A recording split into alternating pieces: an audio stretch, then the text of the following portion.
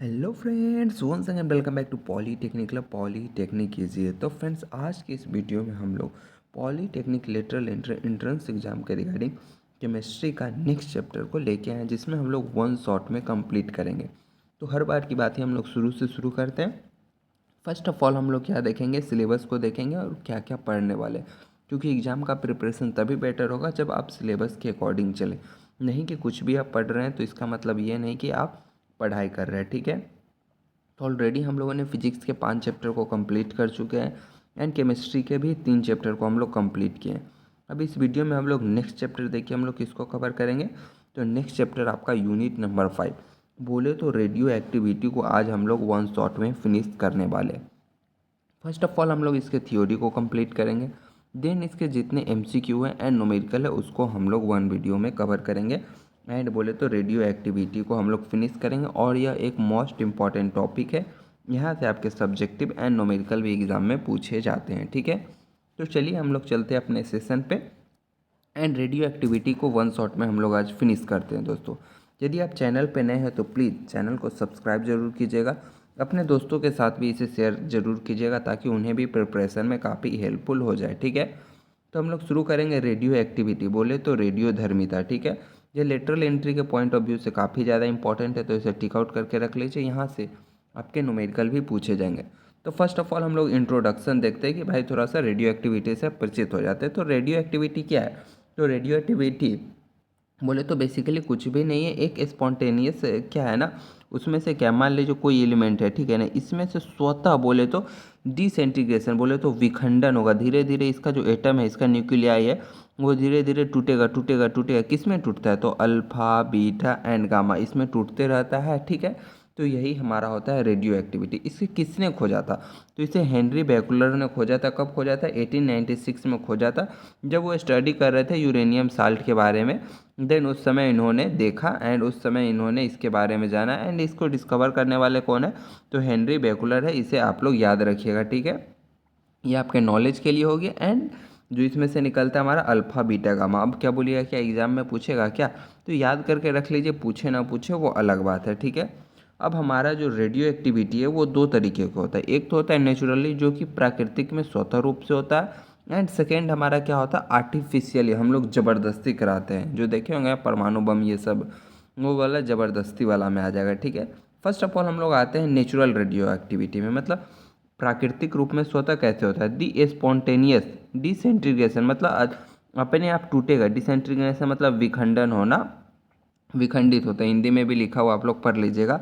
Of unstable atom nuclear, मतलब कोई unstable एक केंद्रक है, न्यूक्लियाई है, नाभिक है, वो क्या हो रहा है? स्वतः विखंडित हो रहा है। ठीक है, विखंडित फ्रॉम मोर स्टेबल न्यूक्लियर, मतलब विखंडित होकर क्या होना चाहता है? स्टेबल होना चाहता है। ठीक है, ये complete by the emission of radiation, और जब ये विखंडित होता है तो इसमें से रेडिएशन छोड़ता है और ये रेडिएशन निकल निकल के निकलते रहता है निकलते रहता है। तो ये हमारा नेचुरल तरीके से हुआ। एग्जाम्पल क्या हो गया? तो यूरेनियम 238 हो गया, थोरियम 232 हो गया एंड एक्टिनियम सीरीज, जो आप पीरियोडिक टेबल में नीचे देखे होंगे वो एक्टिनियम सीरीज के एलिमेंट हो गए। वो मैं आपको पीरियोडिक टेबल बताऊंगा तो बताऊंगा, बट आप एग्जाम्पल याद रख लीजिए। यूरेनियम 238 हो गया, थोरियम 232 हो गया। तो ये सब क्या है ना, प्राकृतिक रूप में स्वतः रेडियो एक्टिविटी है। मतलब इसमें से कुछ ना कुछ ऐसे ऐसे रेडिएशन निकलते रह रहा है, अल्फा बीटा गामा निकलते रह रहा है, और जैसे ही इसके चपेट में जाएंगे तो आप खत्म हो जाएंगे। तो ये हो गया हमारा नेचुरली। अब बात आती आर्टिफिशियल, जो कि हम ज़बरदस्ती करवाते हैं, नहीं भाई तुम्हें से हम रेडिएशन निकालेंगे। तो वो कैसे होता है?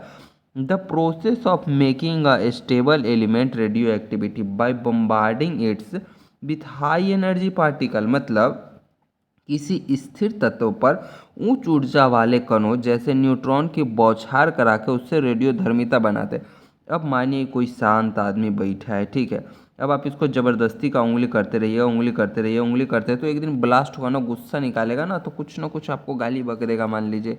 तो ठीक उसी तरीके से मान लीजिए कोई स्थिर तत्व है, उसमें हम लोग ज़बरदस्ती न्यूट्रॉन का बमबारी करा रहे हैं, मार रहे हैं मार रहे हैं मार रहे हैं, तो क्या करेगा? उसमें से धीरे धीरे वो भी गुस्सा के कारण, जैसे मान लीजिए वो क्या होगा, एक निश्चित टेम्परेचर पर पहुंचने के बाद वो क्या करेगा? तो उसमें से भी रेडियो धर्मिता निकलना शुरू हो जाएगा, मतलब बोले तो अल्फा बीटा गामा निकलने लगे। तो हम लोगों ने ज़बरदस्ती कराया। That means this is artificial and जो ऊपर हम लोग पढ़िए वो हमारा नेचुरल हो गया। ठीक है, एग्जाम्पल देख लीजिए, यहाँ पे कुछ एग्जाम्पल दिए हुए जैसे कोबाल्ट है, तो उसमें क्या है कि हम बौछार करा करा कर ज़बरदस्ती करके क्या कर रहे हैं, हम लोग निकाल रहे हैं। तो इस तरीके से हो गया हमारा आर्टिफिशियल हो गया, ठीक है, बोले तो प्राकृतिक और कृत्रिम।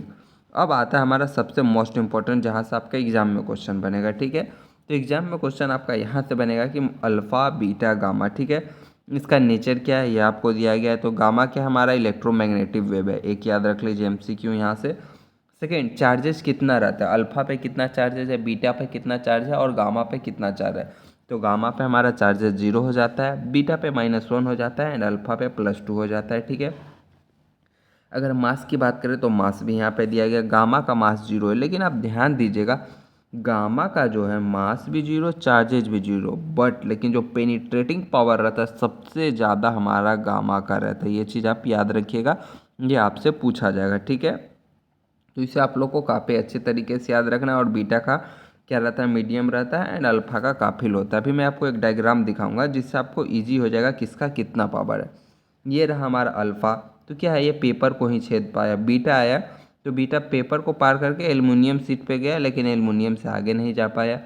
फिर आता है हमारा एक्सरे, एक्सरे क्या किया, एल्युमिनियम को पार किया, लेकिन ये लेड बोले तो शीशा को पार नहीं कर पाया। फिर आता है हमारा गामा रे, तो गामा रे यहाँ से निकला लेकिन शीशा उसे भी रोक लिया, लेकिन जो न्यूट्रॉन है हमारा वो सबको चिरते फाड़ते सीधा कंक्रीट के दीवार तक हमारा चला गया। तो ये रहा इसका वेदन क्षमता, वेदन पावर। आपसे एग्जाम में पूछा जाएगा कि गामा का वेदन क्षमता कितना है, बीटा का वेदन क्षमता कितना है, अल्फा का वेदन क्षमता कितना है। तो इसे आप लोग को याद रखना है। सबसे ज़्यादा वेदन क्षमता बोले तो पेनिट्रेटिंग पावर किसका, पेनिट्रेटिंग पावर से आपके एग्जाम में क्वेश्चन रहेंगे एंड हाफ लाइफ निकालने से क्वेश्चन रहेंगे, जो कि हम लोग आगे पढ़ेंगे, ठीक है। जो अभी हम लोग ऊपर टेबल देखे उससे ओनली हमें वेदन क्षमता, पेनिट्रेटिंग पावर किसका ज़्यादा है, किसका कम है और किसका कितना है, ये याद रखना है, ठीक है। मैं आपको अलग से MCQ भी कराऊंगा PYQ वाला। तो लॉ ऑफ रेडियो एक्टिविटी क्या है, रेडियो धर्मिता का नियम क्या है, इसे ही हम लोग कहते हैं रेडियो एक्टिविटी डिस्टिंग्रेशन लॉ। मतलब क्या है ना, डिस्टेरिगेशन मतलब विखंडन का नियम, कैसे विखंडित होता है। तो रेट ऑफ डिस्टिंग्रेशन मतलब विखंडन इज डायरेक्टली प्रोपोर्शनल टू, मतलब किसी का विखंडन क्या होता है वो डायरेक्टली समानुपाती होता है, किसके समानुपाती होता है, तो number of radio activity atom present at the time, मतलब उसके जो न्यूक्लियर में कितना रेडियो एक्टिविटी एटम, उसके न्यूक्लियर में कितना एटम मौजूद है उसके हिसाब से उसका विखंडन होता है। मतलब उसके अंदर जितना अवेलेबल है ना radio activity atom present at the time, उस समय पे कितना उसके अंदर प्रेजेंट है उसी पे डिपेंड करता है कि वो कितना जल्दी जल्दी टूटेगा, ठीक है। मतलब उसके अंदर जितना प्रेजेंट रहेगा ना उतना हाली हाली वो टूटेगा, उतना उसके डायरेक्टली पर्पज। यदि कम है तो धीरे धीरे टूटेगा, ज़्यादा है तो वो ज़्यादा ज़्यादा टूटेगा। एंड यहाँ पे ये इक्वेशन दिया गया है where lambda is the decay constant, lambda is the decay constant मतलब वो कितना समय में कितना टूट रहा है वो आपको बता रहा है। मैं जब आपको न्यूमेरिकल बताऊंगा ना देन बताऊंगा कि लैम्डा क्या है, मतलब वो इतना समय में, मतलब एक समय में इतना ज़्यादा टूट गया, x² समय में इतना ज़्यादा टूट गया, तो वो इस तरीके से डी के कांस्टेंट को बता रहा है, ठीक है। ये जब हम लोग न्यूमेरिकल करेंगे ना, हाफ लाइफ निकालना सीखेंगे, देन आपको इसमें इजीली क्लियर हो जाए। ये n0 क्या है, वो बचा हुआ है, मतलब कितना ओरिजिनल था वो बता रहा है, ठीक है। बी आता है हम लोग क्या है, ग्रुप ऑफ डिस्प्लेसमेंट लॉ, जिसे हम लोग सॉडी फैजान लॉ कहते हैं। यहाँ से भी आपके एग्जाम में क्वेश्चन रहेंगे। तो ये क्या बताता है कि अल्फा डी के, मान लीजिए कोई एटम है उसमें से क्या हुआ हमारा अल्फा डी के हुआ या फिर अल्फा रे निकल रहा है, बीटा रे निकल रहा है, तो आप बोलेंगे अल्फा रे निकल रहा है, बीटा रे निकल रहा है, इसका कहने का क्या मतलब है, अल्फा रे कहने का क्या मतलब है। तो अल्फा रे कहने का मतलब है एटॉमिक नंबर डिक्रीज बाय 2, मतलब यदि किसी में से अल्फा निकलेगा ना तो उसके एटॉमिक नंबर बोले तो जेड में कितना का कमी आएगा, तो जेड में 2 का कमी आएगा and mass number decrease by 4, mass number बोले तो ए, जिसे हम लोग ए से डिनोट करते हैं, उसमें 4 का कमी आएगा, ठीक है। अब आप बोलिएगा एक एग्जाम्पल देके बता दीजिए। यदि मान लीजिए, मैं थोड़ा और जूम कर ले रहा हूँ आपको अच्छे से क्लियर होगा। यदि मान लीजिए आपके पास यूरेनियम 238 है, उसमें से अल्फा रे निकल रहा है, तो अब बताइए वो निकल के क्या बनेगा। तो अभी आप बोलिएगा कि अल्फा निकल रहा है ना, तो आप बोले हैं कि हमारा एटॉमिक नंबर जेड में 2 का कमी आएगा, ठीक है। तो अब 2 का कमी कर दीजिए, 92 है तो क्या हो जाएगा 90 हो गया। एंड मास नंबर में कितना का कमी होगा, 4 का कमी होगा, तो ये 238 से क्या हो जाएगा 234। एंड ये क्या बन जाएगा डी के होकर, ये थोरियम बन जाएगा हमारा। एंड ये कहाँ रहता है, एग्जाम्पल में लिखिए element shift from 2 group left of periodic table, मतलब जहाँ पे हमारा यूरेनियम था उसके ठीक 2 लेफ्ट में, लेफ्ट हमारे इस साइड है तो थोरियम बन के आ जाएगा, ठीक है। क्लियर हुआ। उसी प्रकार से यदि आपका बीटा का एमिशन होता है, बीटा निकलता है, तो इंक्रीज, उसमें क्या होगा, एक बढ़ जाएगा, जो एटॉमिक नंबर है ना वो हमारा इंक्रीज, जेड में एक जोड़ देंगे हम, ठीक है। एंड मास नंबर हमारा रिमेन सेम, ये 234 है तो 234। एग्जाम्पल देखिए यहाँ पे, अब थोरियम है, ठीक है, थोरियम से हमारा हुआ बीटा का एमिशन, ठीक है। तो ये 234 से 234 रह गया, ठीक है। ऊपर वाला में कोई चेंजेस नहीं आएगा, बोले तो उसका मास नंबर ए में कोई चेंजेस नहीं है, बट उसका परमाणु संख्या बोले तो हमारा जेड एटॉमिक नंबर में क्या होगा, एक का बढ़ोतरी हो जाएगा यदि बीटा निकलता है तो। क्लियर हुआ दोस्तों। तो आपसे एग्जाम में पूछा जाएगा कि ये एक यूरेनियम का मेटल है, ठीक है, यूरेनियम है, उसमें से हमारा अल्फा डीके हो रहा है, देन बनने वाला एलिमेंट हमारा क्या होगा, या फिर उसका मास नंबर कितना में डिक्रीज होगा, या फिर उसका एटॉमिक नंबर इंक्रीज होगा या डिक्रीज होगा। तो इस तरीके से आपसे क्वेश्चन रहेंगे, ठीक है।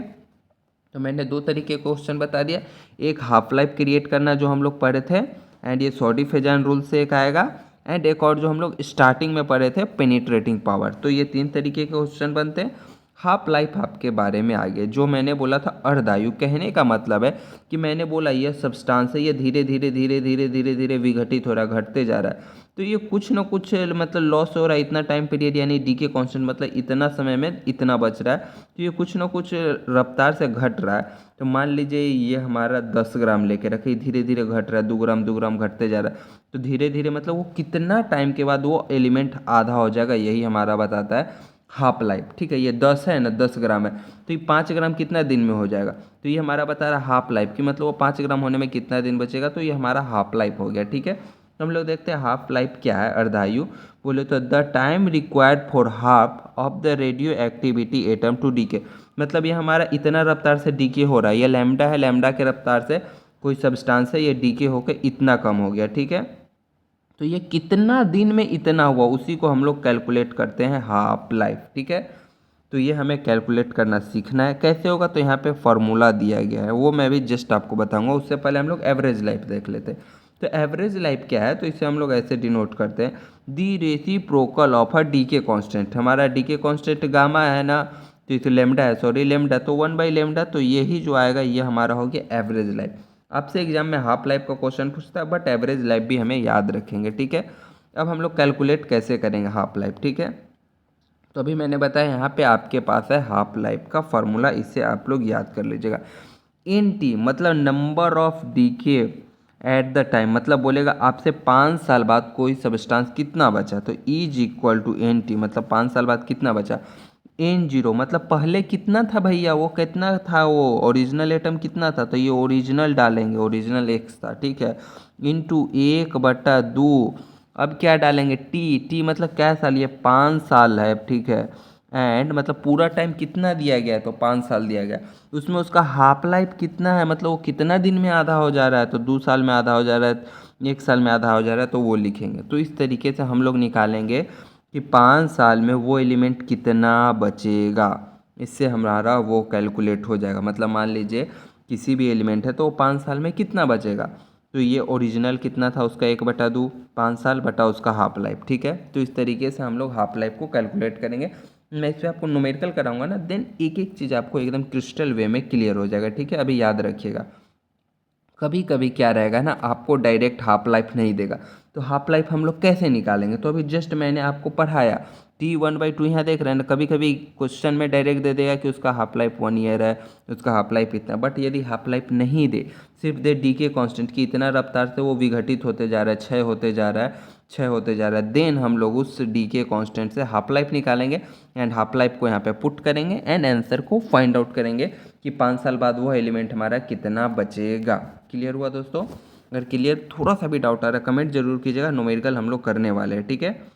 अब आता है हम लोगों का क्या आता है, nuclear energy, mass defect and binding energy. यहाँ से एक प्यारा सा आपसे एमसीक्यू बनता है मास डिफेक्ट से, कि मास डिफेक्ट हमारा क्या है, ठीक है। ये पूछा गया था, पिछले बार ही पूछा गया था।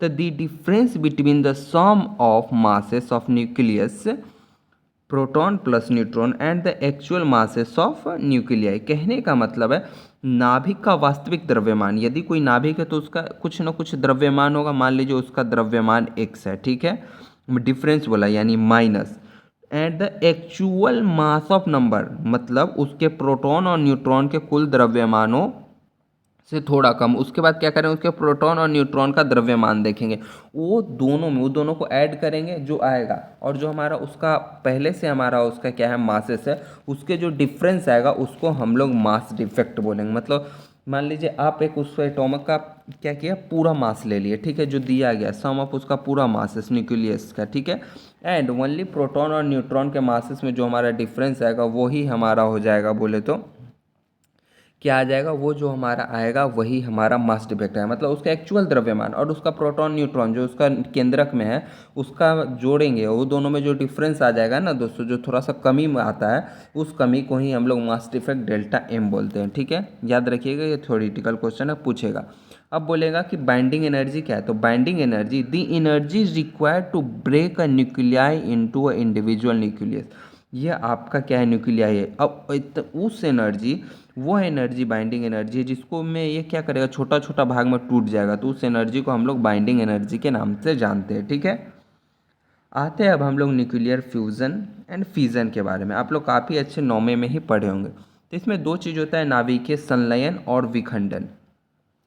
जो नाभिकीय संलयन होता है एंड जो नाभिकीय विखंडन होता है, तो विखंडन जो होता है हम लोग वो पढ़ते हैं किस चीज़ में, जो परमाणु बम बनता है वो हमारा विखंडन पे कार्य करता है, ठीक है, न्यूक्लियर फ्यूजन पे, ठीक है। एंड एक और चीज़ जो हमारा होता है नाभिकीय संलयन, बोले तो जो कि हमारा हाइड्रोजन बम में काम करता है, वो जो किंग जोन करता रहता है ना, मार देंगे, तो होता है हमारा फ्यूजन, संलयन, फ्यूज कर रहा है, एक जगह मिल रहा है, तो ये हमारा हाइड्रोजन बम में होता है। और जो हमारा सन से जो लाइट आ रहा है इतने दूर तक, उसमें भी हमारा फ्यूज़न होता है। मतलब दो न्यूक्लियाई, छोटे छोटे न्यूक्लियाई मिलके एक बड़ा न्यूक्लियाई बनता है और बहुत सारा एनर्जी रिलीज करता है, ठीक है, वो हमारा हो जाएगा फ्यूजन, बोले तो संलयन, ठीक है। अब फिशन क्या होता है, तो फिजन में क्या होगा, splitting of a heavy nuclei into two lighter nuclei. मतलब एक जो नाभिक है इस पर क्या करेंगे, न्यूट्रॉन का बमबारी कराएंगे और ये छोटा छोटा छोटा छोटा में टूटेगा। फिर ये जो निकला ना, ये न्यूट्रॉन इससे रिएक्ट करेगा, फिर टूटेगा। फिर ये जो यहाँ पे निकला ना एटम, फिर इससे न्यूट्रॉन रिएक्ट करेगा, फिर बराबर भागों में टूटते जाएगा, टूटते जाएगा। तो ये हमारा हो गया फिजन रिएक्शन। इससे क्या करते हैं हम लोग, बिजली बनाते हैं, परमाणु बम बनाते हैं, वहाँ पे इसका हम लोग उपयोग करते हैं। लेकिन संलयन हम लोग ओनली हाइड्रोजन बम में करते हैं, जो कि बहुत बहुत बड़ा डिजास्टर लेके आएगा। जो सूरज से रोशनी आ रहा है इसी का रीजन है। तो इसे याद रखिएगा, ये आपके एग्जाम में पूछता है कि सन में हमारा कौन सा रिएक्शन होता है, तो न्यूक्लियर हमारा फ्यूज़न होता है। सेम बात मैंने यहाँ पे भी फ्यूज़न का डिस्क्रिप्शन लिखा है क्या, कि जो छोटा छोटा न्यूक्लियाई मिलके एक हेवी न्यूक्लियाई बनाते हैं एंड बहुत सारा एनर्जी निकलता है, और हाइड्रोजन बम में हम लोग यूज करते हैं। याद रखिएगा, वार का टाइम है तो हाइड्रोजन बम रिलेटेड क्वेश्चन में भी बन सकते हैं आपके एग्जाम में, ऑलरेडी आपके एग्जाम में पूछे भी जा चुके हैं। नेक्स्ट इंपॉर्टेंट इस चैप्टर से हमारा था आइसोटॉप्स, आइसोबार, आइसोटोन, समस्थानिक, समभारिक, सम न्यूट्रॉनिक, ठीक है। तो इसे आप लोग अच्छे से याद कर लेना। काफ़ी बच्चों का इसमें कन्फ्यूजन आता है समस्थानिक, समभारिक एंड आइसोटोन में, ठीक है। एक बार में क्लियर करेंगे एक लाइन में, क्योंकि वन शॉट है तो आपको ट्रिक तो जानना बनता है दोस्तों, ठीक है। तो फर्स्ट ऑफ ऑल हम आते हैं आइसोटोप। आइसोटोप्स मतलब समस्थानिक, इसमें क्या रहेगा, एटॉमिक नंबर सेम रहेगा। सेम रहना भी बनता है, जैसे नाम ही बोले हम समस्थानिक, यानी उसका स्थान सेम रहने वाला, एक ही जगह रहेगा, तो उसका एटॉमिक नंबर भी सेम रहेगा। यानी देखिए 1H1, 1H2, 1H3, यानी समस्थानिक, यानी atomic number same, but the mass number is different. उसका मास नंबर देखिए डिफरेंट है, एक है, दो है, तीन है, ठीक है। इसका आप लोग नाम हमें कमेंट में बताइएगा। 1H1, 1H2, 1H3, यह नाम पूछा गया है आपके एग्ज़ाम में। मैं आपको PYQ में कराऊंगा, इसका नाम मैंने यहाँ पे मेंशन नहीं किया, बट आप लोग कमेंट बॉक्स में बताएंगे। अब आते हैं हम लोग आइसोबार। आइसोबार क्या बोलेगा कि हमारा जो मास नंबर है ना भैया, वो मास नंबर अलग अलग हो सकता है, बट हमारा जो हमारा मास नंबर है वो हमारा क्या रहेगा, वो जो हम बोल रहे हैं ना मास नंबर नहीं, ये हमारा क्या हो जाएगा, सॉरी यहाँ पे थोड़ा गलत टाइप है। जो हमारा एटॉमिक नंबर है, बोले तो ये जो एटॉमिक नंबर है वो हमारा डिफरेंट डिफरेंट रहेगा, बट द मास नंबर जो ऊपर वाला उसका भार है वो सेम रहेगा। ऊपर वाले में हम लोग क्या पढ़े थे कि एटॉमिक नंबर एक रहेगा, आइसोटोप्स में, आइसोटोप मतलब समस्थानिक, स्थान समान था, तो उसका सारा का एटॉमिक नंबर सेम रहेगा। लेकिन ये क्या है, समभारिक। हमारा सिर्फ भार बराबर है, जगह बराबर नहीं है भैया। समभारिक मतलब आइसोबार। इसमें क्या बोलेगा कि हमारा सिर्फ भार समान रहेगा लेकिन जगह समान नहीं रहेगा, एटॉमिक नंबर हमारा डिफरेंट डिफरेंट रहेगा। जैसे आर्गन 18 का देखिए मास भार कितना है, 40 है। कैल्शियम का भी क्या होता है कि 40 होता है लेकिन उसका जगह बदलल रहता है भैया। बोले तो एटॉमिक नंबर अलग अलग, भार समान तो आइसोभारिक हो गया, मतलब बोले तो समभारिक। अब आइसोटोन, आइसोटोन क्या रहता है भैया, आइसोटोन बताता है ना कि डिफरेंट मतलब ए और जेड। अब इसको क्या करिए, ऊपर में से बरखाव घटाइए। जैसे मतलब क्या है कि एटॉमिक नंबर माइनस क्या करेंगे हम लोग, क्या करने वाले हैं, तो हम लोग करेंगे मतलब एटॉमिक नंबर, ठीक है। और हम लोग क्या करेंगे, ये हमारा भार हो गया, ठीक है। तो इसको माइनस करेंगे, यानी इसको माइनस करेंगे तो हमारा क्या आएगा, न्यूट्रॉन आएगा। सीधा सीधा समझिए, आइसोटोन मतलब न्यूट्रॉन की संख्या समान होना चाहिए। न्यूट्रॉन संख्या हम लोग कैसे निकालते हैं, तो न्यूट्रॉन की संख्या बराबर होता है ए बोले तो हमारा क्या हो जाएगा, ए बोले तो उसका भार हो जाएगा, मतलब उसका मास कितना है भार, माइनस जेड मतलब बोले तो उसका एटॉमिक नंबर कितना है। तो ये न्यूट्रॉन निकालने का तरीका है। यदि हम लोग न्यूट्रॉन की संख्या निकाले, दो परमाणु का हमारे न्यूट्रॉन की संख्या समान आ गया, देन वो आइसोटोनिक हो गया। क्लियर हुआ। समभारिक मतलब भार समान होना चाहिए, आइसोटोन समस्थानिक उसका स्थान समान होना चाहिए। क्लियर हुआ दोस्तों। अब यहाँ से एक मोस्ट इंपॉर्टेंट क्वेश्चन आता है, यह एकदम VBI है, इसे भी याद कर लीजिए। मतलब टोटल मैंने आपको उसमें 8 टॉपिक बताया ना, 8 को रट जाइए पक्का। 3 क्वेश्चन आप सही करके आएंगे, 3 क्वेश्चन ही पूछेगा, 3 से 4, लेकिन आप सही करके आएंगे। कार्बन 12, कोबाल्ट 60, आयोडाइन 131, यूरेनियम, ये सब का यूज कहाँ कहाँ होता है, ये समस्थानिक है जो यूज होता है। तो कार्बन 14 का उपयोग कार्बन डेंटिंग, बोले तो एज ऑफ फॉसिल, मतलब मान लीजिए कोई जीवाश्म मिलता है, डायनासोर का हड्डी या किसी भी चीज़ का, तो हम लोग कैसे पता लगाते हैं वो कितना साल पुराना है, तो कार्बन डेंटिंग, जिसमें हम लोग कार्बन 14 आइसोटॉप्स का हम लोग यूज करते हैं, समस्थानिक, ठीक है। कोबाल्ट 60, इसका उपयोग क्यों करते हैं, तो कैंसर ट्रीटमेंट में करते हैं। मोस्ट इंपॉर्टेंट क्वेश्चन आपसे एग्जाम में पूछा जाएगा। एंड आयोडाइन जो 31 है उसका हम लोग कहाँ उपयोग करते हैं, तो थायराइड के ट्रीटमेंट के लिए उपयोग करते हैं। एंड यूरेनियम 235 का हम लोग न्यूक्लियर रिएक्टर में यूज करते हैं, हम लोग अपना बिजली बनाने के लिए, ठीक है। तो आई होप आपको रेडियो एक्टिविटी काफ़ी अच्छा से क्लियर हुआ होगा। 8 टॉपिक में मैंने इसे ख़त्म किया, 8 को प्लीज़ रट जाइए। एक भी मैंने इसमें एक्स्ट्रा अनयूजुअल वाला चीज़ मैंने कुछ भी मेंशन नहीं किया, वह चीज़ मेंशन किया है जो आप लोग को एग्जाम में काम आएगा। यदि हम लोग वन शॉट में रिवीजन करें, यदि मैं आपको 2 मिनट में बताऊं, तो रेडियो एक्टिविटी क्या है, मतलब क्या है, उसमें से स्वतः विखंडित होता है, अल्फा बीटा गामा निकलते रहता है, ठीक है। जिसमें से गामा का पेनिट्रेशन सबसे ज़्यादा है। एग्जाम का पॉइंट ऑफ व्यू से बोले तो पेनिट्रेशन पावर से आपका क्वेश्चन रहेगा, आपको याद करना है, ठीक है। नेक्स्ट यदि हम लोग आए तो अल्फा डीके में क्या होता है एंड बीटा डीके में क्या होता है। अल्फा डीके में हमारा एटॉमिक नंबर कितना डिक्रीज होगा, मास नंबर कितना डिक्रीज होगा, इस चीज़ों को आपको याद रखना है, ठीक है। उसके बाद नेक्स्ट हम लोग को हाफ लाइफ कैसे कैलकुलेट किया जाता है, इस फॉर्मूला को याद रखना है, आपसे एग्जाम में पूछा जाएगा। एंड लेमडा क्या हमारा डीके कांस्टेंट है, तो हाफ लाइफ हम लोग निकाल सकते हैं यदि क्वेश्चन में नहीं दिया गया है तो। एवरेज लाइफ याद रखेंगे बट क्वेश्चन एक बार भी अभी तक नहीं पूछा गया। मास डिफेक्ट क्या है, तो उसके एक्चुअल एंड न्यूट्रॉन और प्रोटॉन को जोड़ेंगे, दोनों को माइनस करेंगे, जो आएगा वही हमारा मास डिफेक्ट होता है। बाइंडिंग एनर्जी, इसको तोड़ने के लिए कितना एनर्जी लगा, तो वो बाइंडिंग एनर्जी आ गया। फिजन और फ्यूजन, फ्यूजन हमारा हाइड्रोजन बम में हुआ और सूरज में हुआ।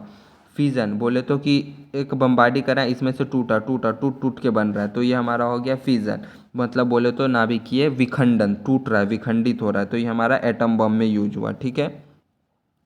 नेक्स्ट बात करें तो नेक्स्ट हमारा क्या था कि आइसोटॉप, समस्थानिक, समभारिक एंड आइसोटोन। समस्थानिक स्थान सेम रहेगा, एटॉमिक नंबर, समभारिक भार समान रहेगा, आइसोटोन न्यूट्रॉन की संख्या समान रहेगा। एंड ये कौन कौन सा आइसोटोन से उपयोग है। तो आई होप आपको अच्छे तरीके से क्लियर हुआ। सेशन कैसा लगा कमेंट बॉक्स में ज़रूर बताइएगा। एंड हमारे साथ बने रहने के लिए आपका बहुत बहुत धन्यवाद दोस्तों। नेक्स्ट लेक्चर में इसका MCQ करेंगे, तो please subscribe and stay tune. धन्यवाद।